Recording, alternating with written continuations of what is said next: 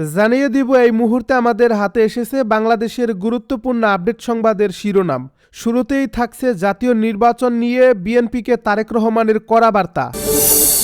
এদিকে একই দিনে জাতীয় নির্বাচন ও গণভোট। আরও থাকছে তফসিলের পর অন্যায্য দাবি নিয়ে রাস্তায় নামলে কঠোর ব্যবস্থা। এবারে জানিয়ে দিব তফসিল ঘোষণা করায় নির্বাচন কমিশনকে প্রধান উপদেষ্টার শুভেচ্ছা। এবারে থাকছে প্রচারের জন্য কতদিন সময় পাচ্ছেন প্রার্থীরা। সবশেষে জানিয়ে দিব মনোনয়নপত্র জমার শেষ তারিখ কবে জানালেন সিএসি। এতক্ষণ শুনছিলেন হাতে থাকা আপডেট সংবাদের শিরোনাম, এবারে বিস্তারিত। তবে তার আগে অনুরোধ রইল ভিডিওটিতে একটি লাইক এবং কমেন্ট করে জানিয়ে দিন ভিডিও সম্পর্কে আপনার মূল্যবান মতামত। আরও জানিয়ে দিন ভিডিওটি কোথা থেকে দেখছেন বা কোন জেলা থেকে দেখছেন। জাতীয় নির্বাচন নিয়ে বিএনপিকে তারেক রহমানের কড়া বার্তা। ত্রয়োদশ জাতীয় সংসদ নির্বাচন সহজ হবে না জানিয়ে বিএনপিকে সতর্ক করেছেন দলের ভারপ্রাপ্ত চেয়ারম্যান তারেক রহমান। তিনি বলেন, আগামী নির্বাচন সহজ হবে না। বিএনপি যদি সতর্ক না হয় তাহলে দেশের অস্তিত্ব, সার্বভৌমত্ব ও গণতন্ত্র হুমকির মুখে পড়বে। বৃহস্পতিবার রাজধানীর ফার্মগেটে কেআইবি মিলনায়তনে বিএনপির দেশ গড়ার পরিকল্পনা শীর্ষক সেমিনারে ভার্চুয়ালি যুক্ত হয়ে প্রধান অতিথির বক্তৃতায় তিনি একথা বলেন। আসন্ন নির্বাচন প্রসঙ্গে তারেক রহমান বলেন, সামনের নির্বাচন সহজ নয়। অনেকেই এই কথা হেসে খেলে উড়িয়ে দিয়েছেন, আজ তারা তা অনুধাবন করতে পারছেন। তারেক রহমান বলছেন, তাদের পরিকল্পনা দলীয় হলেও তা দেশের জন্য প্রণীত। দেশের মানুষের কথা মাথায় রেখেই তা তৈরি করা হয়েছে। দেশের গণতন্ত্র ও সার্বভৌমত্ব রক্ষা করতে হলে দলের সব নেতাকর্মীকে জনগণের কাছে গিয়ে ধানের শীষের পক্ষে জনরায় আনার আহ্বান জানিয়ে তিনি বলেন, বিএনপির দেশ গড়ার পরিকল্পনা দলীয় হলেও তা দেশের মানুষের জন্য। নেতাকর্মীদের এই পরিকল্পনা নিয়ে মানুষের দ্বারে দ্বারে যেতে হবে। তিনি বলেন, দেশ গড়ার পরিকল্পনা নিয়ে বিএনপি নেতাকর্মীরা যদি মানুষের কাছে না যান তাহলে অন্য দলগুলো মানুষকে বিভ্রান্ত করার সুযোগ পাবে। তারেক রহমান বলেন, আগামী নির্বাচনে ধানের শীষের পক্ষে জনরায় আনতে হলে সর্বোচ্চ আন্তরিকতা নিয়ে কাজ করতে হবে। একই দিনে জাতীয় নির্বাচন ও গণভোট। ত্রয়োদশ জাতীয় সংসদ নির্বাচনে ভোট গ্রহণ করা হবে আগামী 12 ফেব্রুয়ারি। সেই সঙ্গে একই দিনে জুলাই জাতীয় সনদ বাস্তবায়নে গণভোটও হবে। ওই দিন সকাল 7:30 থেকে বিকাল 4:30 পর্যন্ত টানা ভোট গ্রহণ চলবে। বৃহস্পতিবার সন্ধ্যায় জাতির উদ্দেশ্যে দেওয়া ভাষণে জাতীয় সংসদ নির্বাচনের তফসিল ঘোষণা করেন প্রধান নির্বাচন commissioner CEC AMM Nasir Uddin. দেশের ইতিহাসে এবারই প্রথম একই দিনে জাতীয় সংসদ নির্বাচন ও গণভোট অনুষ্ঠিত হতে যাচ্ছে। জাতীয় সংসদ নির্বাচনের ব্যালট সাদা কালো এবং গণভোটের ব্যালট গোলাপি রঙের হবে। সিএসি তার ভাষণে এই নির্বাচনকে জাতির ইতিহাসে অন্যান্য ও গুরুত্বপূর্ণ হিসেবে আখ্যা দিয়েছে। তার মতে এটি প্রকৃত গণতান্ত্রিক ধারা পুনঃপ্রতিষ্ঠা এবং কাঙ্ক্ষিত সংস্কার প্রশ্নে সিদ্ধান্তের নির্বাচন। সিএসি তার বক্তব্যে উল্লেখ করেন, মানসম্মত নির্বাচনের অনুপস্থিতি প্রায়শই জাতির ঐতিহ্য ও প্রত্যাশাকে মিলান করছে, যার প্রেক্ষাপটে 2024 সালের গণ অভ্যুত্থান সংগঠিত হয়েছে। তিনি মহান মুক্তিযুদ্ধ থেকে শুরু করে 2024 সালের ছাত্র গণ অভ্যুত্থানে শহীদ ও ক্ষতিগ্রস্তদের প্রতি শ্রদ্ধা জানান। এই নির্বাচনটি জাতি হিসেবে আমাদের প্রত্যাশা পূরণের এবং বিশ্ব দরবারের ভাবমূর্তি উজ্জ্বল করার অঙ্গীকার বহন করে। সিএসি বলেন, একটি স্বচ্ছ নির্বাচন নিশ্চিত করার লক্ষ্যে নির্বাচন কমিশন নির্ভুল ও পূর্ণাঙ্গ ভোটার তালিকা প্রণয়নের কাজ সম্পন্ন করছে। গত এক বছরে নতুন ভোটার অন্তর্ভুক্তির পাশাপাশি ভোট বিমুখ এবং বাদ পড়া প্রায় 45 লাখ ভোটারকে তালিকায় অন্তর্ভুক্ত করা হয়েছে এবং 21 লক্ষাধিক মৃত ভোটারকে তালিকা থেকে বাদ দেওয়া হয়েছে। তফসিলের পর অন্যায্য দাবি নিয়ে রাস্তায় নামলে কঠোর ব্যবস্থা। ত্রয়োদশ জাতীয় সংসদ নির্বাচনের তফসিল ঘোষণার পর আন্দোলন কর্মসূচি পালন না করার আহ্বান জানিয়েছেন প্রধান উপদেষ্টার প্রেস সচিব শফিকুল আলম।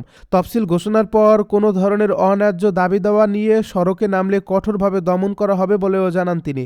বৃহস্পতিবার রাজধানীর ফরেন সার্ভিস একাডেমিতে সমসাময়িক ইস্যুতে ব্রিফকালে এ হুঁশিয়ারি দেন প্রেস সচিব শফিকুল আলম। বলেন, অন্তর্বর্তী সরকার দায়িত্ব নেওয়ার পর এখন পর্যন্ত 2000 আন্দোলন হয়েছে, তবে এসব আন্দোলনে কখনো রাবার বুলেট ছোড়া হয়নি, শুধু টিয়ারশেল এবং গরম পানি নিক্ষেপ করা হয়েছে।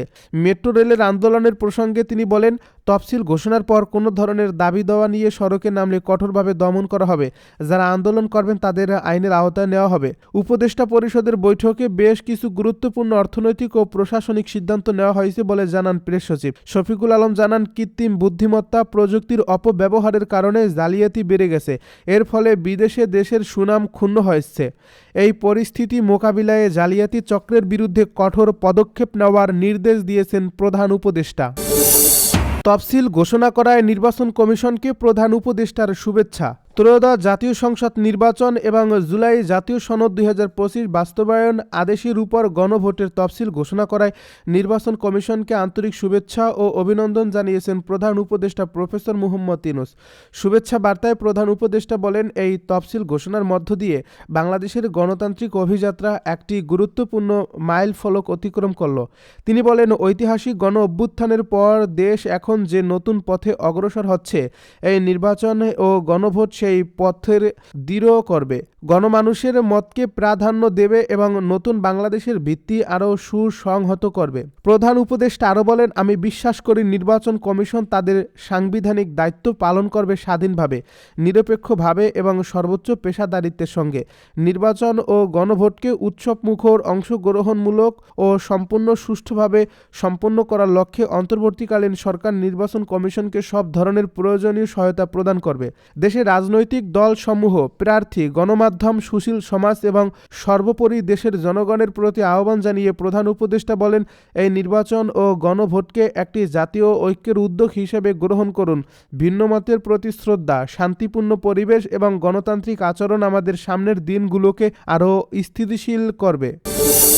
প্রচারের জন্য কতদিন সময় পাচ্ছে প্রার্থীরা? আগামী বছরের 12 ফেব্রুয়ারি ভোট গ্রহণের দিন রেখে ত্রয়োদশ সংসদ নির্বাচন এবং জুলাই সনদ বাস্তবায়ন প্রশ্নে গণভোটের তফসিল ঘোষণা করছেন প্রধান নির্বাচন কমিশনার এএমএম নাসির উদ্দিন। তিনি জানান, প্রচারণার জন্য 22 জানুয়ারি থেকে 10 ফেব্রুয়ারি পর্যন্ত সময় পাবেন প্রার্থীরা।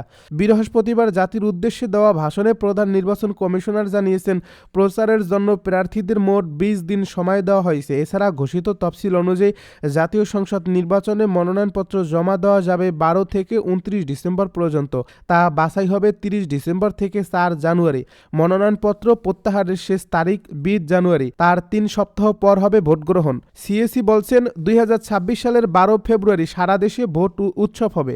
এদিন 300 আসনে ত্রয়োদশ সংসদ নির্বাচন ও জুলাই সনদ বাস্তবায়ন নিয়ে গণভোট হবে। মনোনয়নপত্র জমার শেষ তারিখ কবে জানালেন সিইসি। আগামী বছরের 12 ফেব্রুয়ারি ভোট গ্রহণের দিন রেখে ত্রয়োদশ জাতীয় সংসদ নির্বাচন এবং জুলাই সনদ বাস্তবায়ন প্রশ্নে গণভোটের তফসিল ঘোষণা করেছেন প্রধান নির্বাচন কমিশনার এএমএম নাসির উদ্দিন। তিনি জানান, সংসদ নির্বাচনে মনোনয়নপত্র জমা দেওয়া যাবে 29 ডিসেম্বর পর্যন্ত। বৃহস্পতিবার জাতির উদ্দেশ্যে দেওয়া ভাষণে প্রধান নির্বাচন কমিশনার জানিয়েছেন, সংসদ নির্বাচনে মনোনয়নপত্র জমা দেওয়া যাবে 12 থেকে 29 ডিসেম্বর পর্যন্ত। তা যাচাই বাছাই হবে 30 ডিসেম্বর থেকে 4 জানুয়ারি। মনোনয়নপত্র প্রত্যাহারের শেষ তারিখ 20 জানুয়ারি। তার 3 সপ্তাহ পর হবে ভোট গ্রহণ। ঘোষিত তফসিল অনুযায়ী প্রার্থিতা প্রত্যাহারের পর 21 জানুয়ারি প্রতীক বরাদ্দ হবে। সেক্ষেত্রে মনোনয়নপত্র জমার জন্য 18 দিন সময় দেওয়া হয়েছে এবং প্রচারের জন্য 20 দিন সময় রয়েছে। সিইসি বলছে, আগামী বছরের 12 ফেব্রুয়ারি সারা দেশে ভোট উৎসব হবে। এদিন 300 আসনের ত্রয়োদশ সংসদ নির্বাচন ও জুলাই সনদ বাস্তবায়ন নিয়ে গণভোট হবে।